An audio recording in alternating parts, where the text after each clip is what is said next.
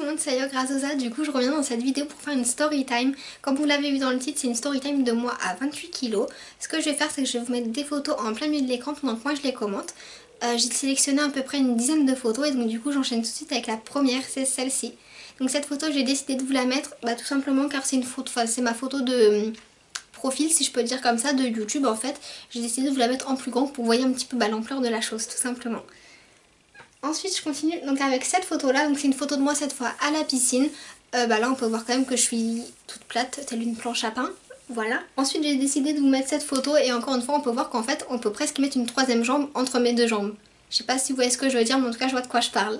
Une quatrième photo je ne sais même plus. J'ai décidé de vous la mettre tout simplement pour que vous voyez en fait mon bras sur la photo. Je sais pas si vous allez bien le voir mais on peut voir que j'ai un bras hyper maigre comparé à maintenant du moins. Maintenant ce que je vais faire c'est que je vais vous montrer des photos de moi habillée, enfin plus en maillot de bain quoi, donc j'ai sélectionné 2-3 photos de moi habillée. Je commence avec la première, c'est celle-ci, donc je suis sur un parking de Leclerc plus précisément et en fait là je vous l'ai mise pour que vous voyez mes jambes. Je tiens à préciser que mon pantalon c'était une taille 10 ans et que je flottais dedans tout simplement, donc j'avais 17 ans, pantalon donc j'avais 17 ans, pantalon taille 10 ans mais je flottais quand même dedans, c'est fort. Donc ensuite je continue avec cette photo là, donc là c'était le matin avant d'aller en cours et je me rappellerai toujours que quand je suis sortie pour aller en cours au niveau de mon établissement, quelqu'un m'a arrêté et m'a dit mais comment tu fais pour marcher avec des spaghettis?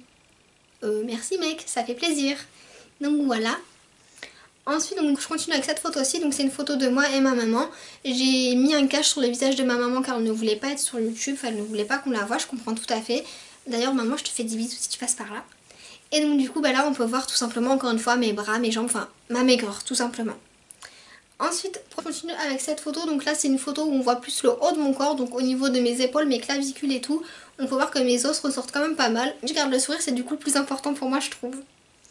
Une catégorie ça va être moi à l'hôpital, un petit peu plus triste, je vous l'accorde. Du coup je commence avec cette première photo, donc là on peut me voir allongée dans le lit de l'hôpital avec mon téléphone à la main en train d'envoyer des messages. C'était pas joyeux quoi, même si j'ai un petit sourire en coin de bouche, je peux vous dire que ça ne l'était pas joyeux en fait. Et donc du coup on va tout de suite voir que ce n'est pas joyeux avec cette photo là. Cette photo là on peut voir que je suis pas contente du tout, du moins je faisais un selfie, je forçais peut-être à faire la pas contente mais je peux vous le dire que je l'étais pas. J'avais la perfusion dans le bras donc je me promenais avec ma perche de perf tout simplement. Et ça faisait mal, c'était pas grave, j'arrivais pas à dormir avec ça dans le bras, enfin bon.